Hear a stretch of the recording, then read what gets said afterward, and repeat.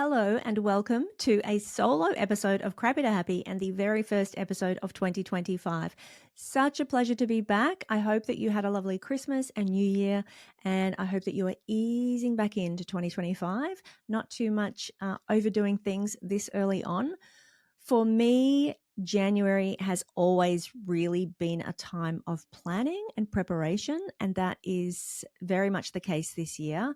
I feel like it is a really useful time to think about what's important in the coming 12 months and to start laying some foundations to give yourself the best chance of achieving the things that are going to really matter to you in the coming 12 months. So, as you know, at the end of last year, if you were listening, at the end of 2024, I was diagnosed with ADHD. Now, first up, I have no intention of making ADHD my entire identity and talking about everything in the context of, oh, but I have ADHD, or for people who have ADHD. Like, yes, I will talk about that because it's going to be relevant to a lot of people. But I don't want you to think that that's going to that is just not something that I'm interested in doing, is just banging on about that. All I will say is that it has helped me, despite suspecting that I have symptoms of ADHD for a really long time, having an actual diagnosis has definitely helped me to be able to look at things in a different way and to really consider deeply what is going to work for me this year in the context of having that diagnosis that perhaps has not worked for me in the past, and understanding why things haven't worked for me in the past, no matter how I try. So in a way, what it has done for me, and I would encourage for you to adopt this kind of attitude as well, whether or not you have any diagnosis, is to get a little experimental. So what I'm doing is experimenting with systems and structures and processes, and just allowing myself to take on the feedback and review and evaluate and to see what's actually going to work for me to ensure that I actually achieve the things that I want to achieve this year. If you continue to set goals and fail to achieve them, if you continue to set targets and fail to measure your progress, if you continue to focus on goals and then lose interest in them, then take the feedback. Take the time to stop and really reflect on why that is, so that you can do something differently as you go into this new year. Now, you can start doing something differently at any time of the year, but January is a nice time, clean slate, new year. Psychologically, it is kind of a nice fresh start. It's got that kind of fresh start energy to it. So it's a great time. It's a great time to do the reflecting and do the planning that you might want to do before you really launch into action, is all I'm saying. So the first thing is, when we start a new year, what I would love for you to be thinking about is, yes, I want you to set goals. It is so important that you set goals and that you set really clear, specific goals. So where do you want to be in 12 months' time? When you get to the end of this year and you look back, if you'd had an amazing year, what would be different? What would you have achieved? What would you have learned? How will you have grown? What will be tangibly different in your life? Now, setting these really clear, specific goals is really important, as opposed to just setting these kind of vague, fuzzy kind of ideas about what you want to improve. Like, I want to be more confident. Like, those inner things can be really hard to measure, but as best as you can you tie that to something that you can measure? If I was more happy, what would look differently in my life? What would people outside me notice that is different? If I was more confident, what would people outside of me see that is different? What would I be doing in my life that I'm not doing now? I really want you to, as best as you can, make these things tangible, things that you can actually see and measure, particularly if your goal is something to do with, your internal experience. But if it is something that's externally able to be measured, if it is like a training that you want to do, a qualification you want to achieve, a course you want to enroll in, if it's a promotion, start a business, you want to achieve something at the gym or with your fitness, with your finances. There's a trip that you want to take, money that you want to save. Like, write it down. It's so important that your goals are written down and that they are somewhere that you will be able to have regular access to them. So not just written down in a notebook that you're going to shove in a drawer and never actually pull out and look at again. You need to have these written down and somewhere that you will be able to see them, check in on them. So that's number one. What are your goals? What do you want to be different? And are they written down somewhere that you can regularly tap into them, access them, and remind yourself of what it is that you are aiming for this year? Now, on that, when you write down goals, if it is something that's got an external measure to it, like it is whether it's your fitness, you want to be able to run a marathon, you want to save a certain amount of money, whatever that is, I also want you to check in and ask yourself, how will you feel when you achieve that? Like, what is the feeling that you're aiming for? Or what is the why? Like, why does that matter to you? And see if you can tap into, like, what is really the deeper desire? What is the deeper reason at an emotional level, or in terms of just your satisfaction with life, your bigger purpose, your bigger vision, your legacy, how you want to be for the people in your life, what kind of a role model you want to be, the legacy you want to leave, all of these sorts of things. Like, I want you to not just have a number on a piece of paper about how much money you want to make, for example. I want to know why. Why does that matter to you? How does that benefit your family? How does that improvement in your lifestyle, how does that impact your mental health? How does it affect your stress? How does it improve the quality of your relationship? How does it remove stress in your relationship? You see what I'm saying? Like, I really want to know why. I don't want to know. I want you to know. I want you to be able to tap into that and access that. If I were to ask you, if I were to say, what are your goals for this year? You need to be able to tell me or tell somebody. And why do they matter? These are the key things. So grab a journal, grab a notebook, grab a Word doc. And if you haven't already, then get to it and get that stuff down, get it out on paper. Do a bit of a brain dump, a bit of a brainstorm. If you're anything like me, got a very scattered brain, there'll be like 55 things. There'll be all different areas of your life. But just get it down on paper and you can refine it from there. You can narrow it down to like the really key important things once you've got all of that out of your head and onto some paper. So the second thing is 12 months is great. I love having a 12-month goal to look forward to, but I want you to wind that back to a 90-day goal. So basically what you want to do is, as best as you can, bring this back to quarterly kind of milestones. The great thing about 90 days or 3 months is that it's a big enough amount of time that you can really see some solid progress, that you can really feel good about what you can achieve in that period of time. But it's close enough that, it'll be here before you know it. Like, it's close enough that you can see it. It's close enough that you can actually feel it's going to kick you into action, basically. 12 months, great, but it's so far away that you can put off doing anything to actually achieve that goal.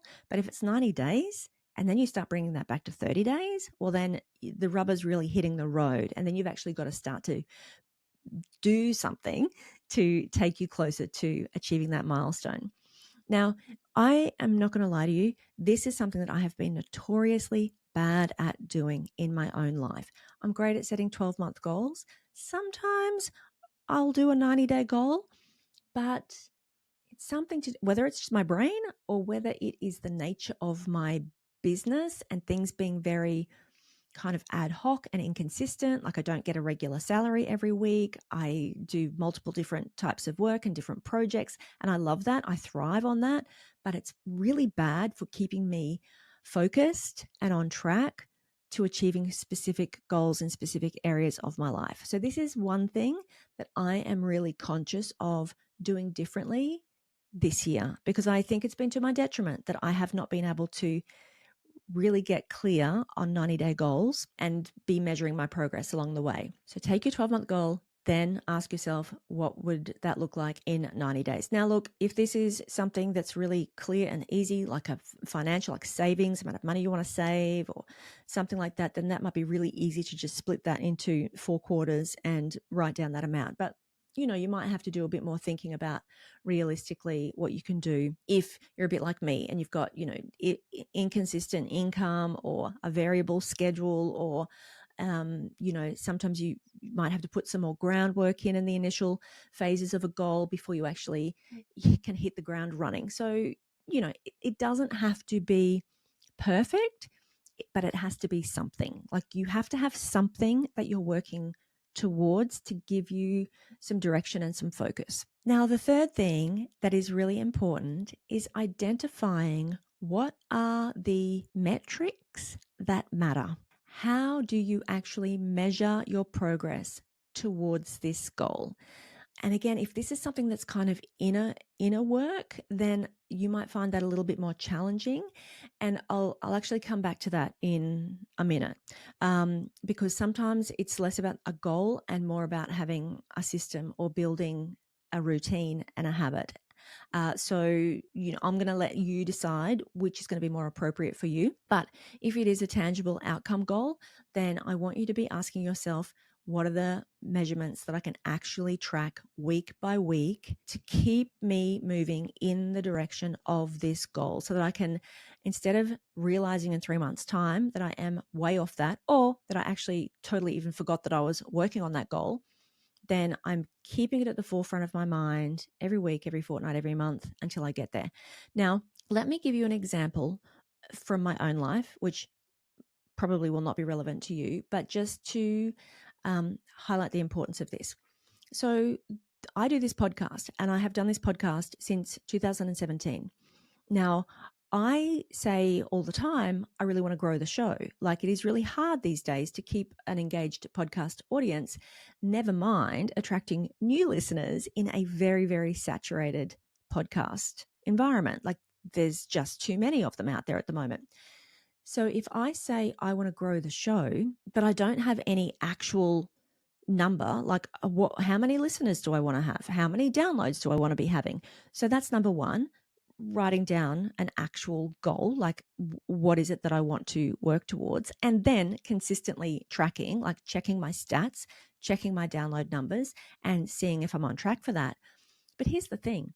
Every week when I'm really busy and I'm doing coaching work, and I might be doing some online study in some particular area, and various ad hoc projects pop up that I'm working on, or I'm doing my social media, or all of the things that keep me busy in my life, every week I'll go, oh my God, I've got to put out a podcast. And I just put out a podcast. And I try to put out a podcast consistently enough that people don't drop off and that you keep showing up and you keep listening. Booking guests, recording, editing. There's a lot involved in putting out a podcast, and I'm doing it currently all myself. So it's a big job. But by the time I've done all of that work to actually just get a podcast up and out, uploaded, I might have some reels that I put on my Instagram to promote the show. I might send out a newsletter to tell people on my email list that there's a new episode. May or may not. I've been really inconsistent with all of that. But also, there's no evidence that any of those things actually grow the show. So when it comes to not just measuring the metrics, it's also, what are the actions that you are taking, or that I am taking each week, each month, that actually will move the needle on that particular goal, that will actually attract new listeners to the show. So to grow the show, it might actually be that I need to go and get myself on somebody else's podcast and introduce their audience to my show. It might be that I need to put some ad in a podcast newsletter to ask somebody to promote me. Like, there's various things that you can actually do to grow a podcast audience. So it's all well and good to say, I want to grow the show, but if all I'm doing is all of the work involved in releasing an episode and none of that other stuff, then that I'm not going to be any closer to achieving that goal. So I know that's a really specific kind of a niche example, but I need you to be thinking about your life and your goals. And are you doing the busy work without actually giving consideration to whether any of that busy stuff is moving the needle on the goal that is important to you, on the outcome that you are actually working towards. Do you want to write a book, or have you got an idea to start a business, and or whatever it might be, and you are doing all of the busy work, like all of the learning and gathering and planning and the preparation, or whatever it is that you're doing, and not actually doing the thing that is going to move the needle and actually take you closer to achieving the thing that you want to achieve? Are you doing busy work, or are you doing the key important work that is going to take you closer to what it is that you want to achieve? Ask yourself. And in order to ask yourself, you actually have to identify what are the things, what are the actions that are going to take me closer to that goal. All right. So I know for myself, I say all this coming from a person who is very, very good at doing a lot of busy work, a lot of very unproductive busyness, and not actually doing the things that matter. So this is something that I am doing differently, that I am very conscious of doing differently in 2025. And that is identifying the actions that are going to make the difference, knowing why that's important to me. What's the bigger picture? Why am I doing this in the first place? And checking, actually measuring the metrics. Now, I am also a person who loves to bury my head in the sand, and I don't like looking at numbers, and I don't like looking at budgets and finances. I just, that doesn't feel fun to me.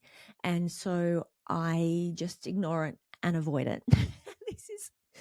This is something that we can't be doing. We've got to be looking at the numbers. We've got to be looking at the outcomes and actually tracking our progress. So it is only January. It's early days and I'm optimistic, and it's quite possible that I'll be back here in a month saying that I did not do any of those things.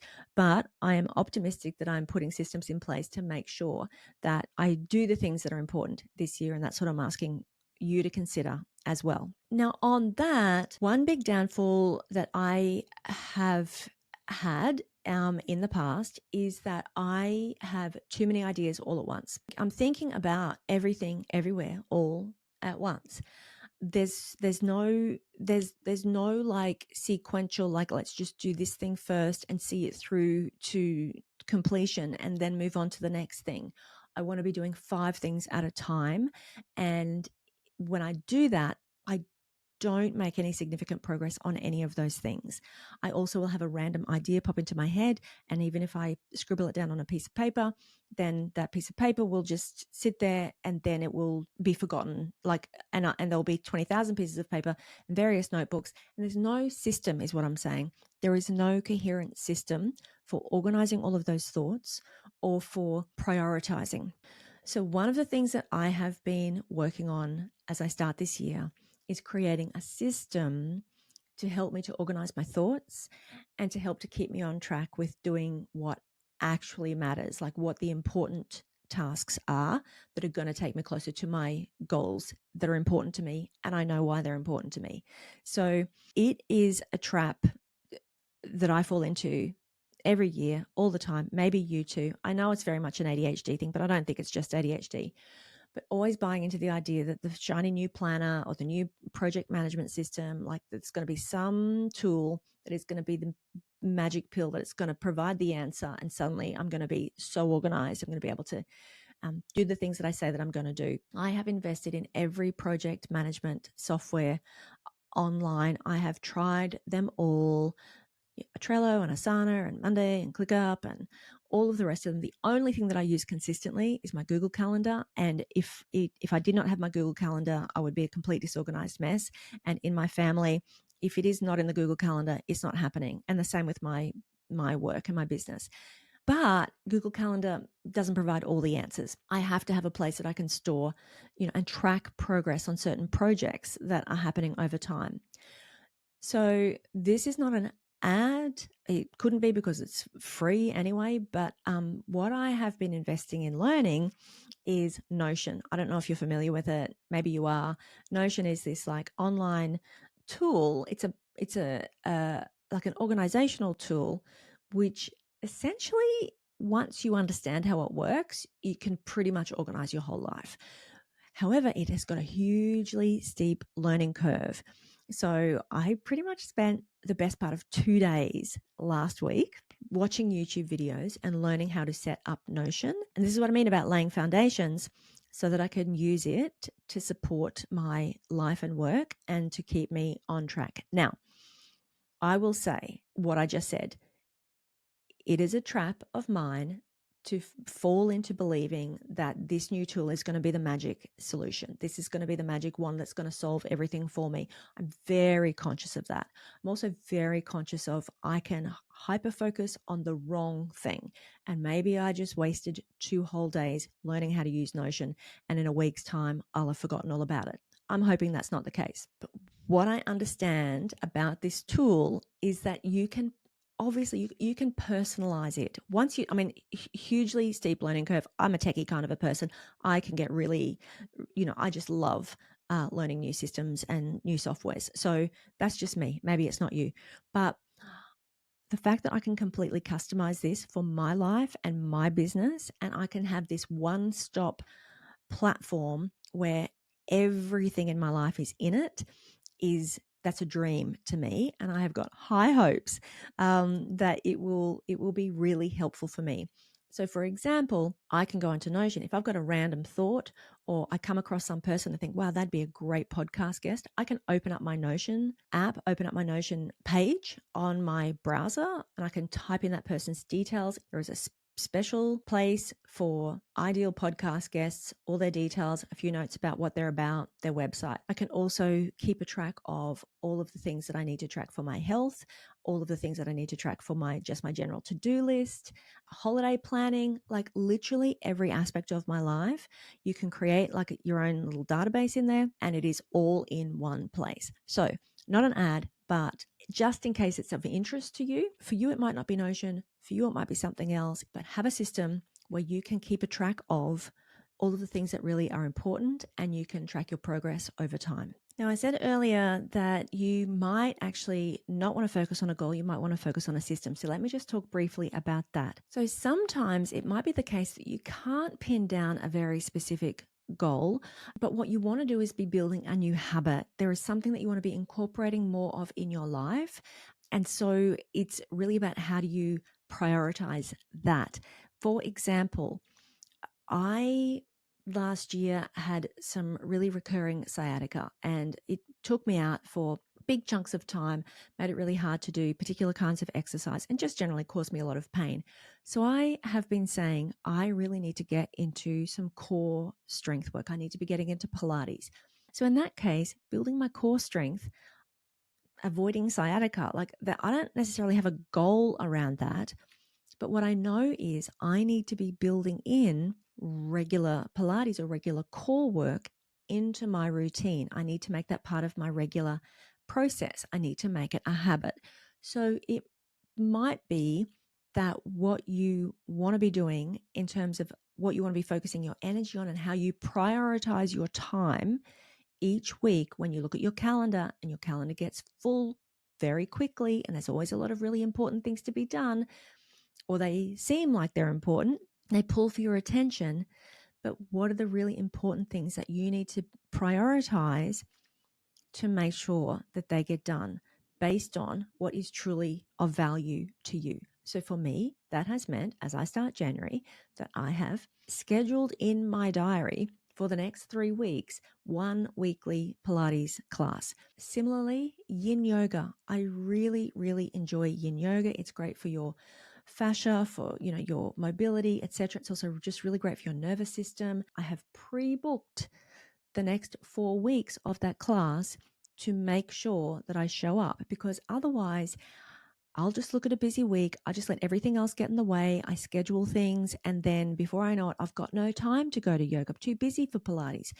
So it's about prioritizing those things that are important and blocking that time before you fill the rest of the space up with all of the busy work.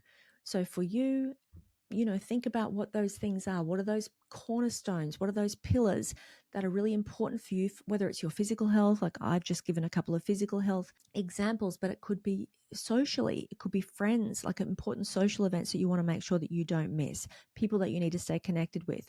If you have a goal to be a writer, you have aspirations to write, whether it's a book or, whether you make music or something creative like that, how do you build into your week, even if there's no goal, even if the goal is not to publish a book or get published, but how do you just build in time to write and make it a priority every week? How do you build in time to focus on your music, your photography, whatever that thing is that's really important to you, that feeds your soul, even if there's not an outcome? You're not looking to win some photography prize. You're not looking to release a single on Spotify, but it's really important to you in terms of just your overall well-being and your happiness and your satisfaction with life.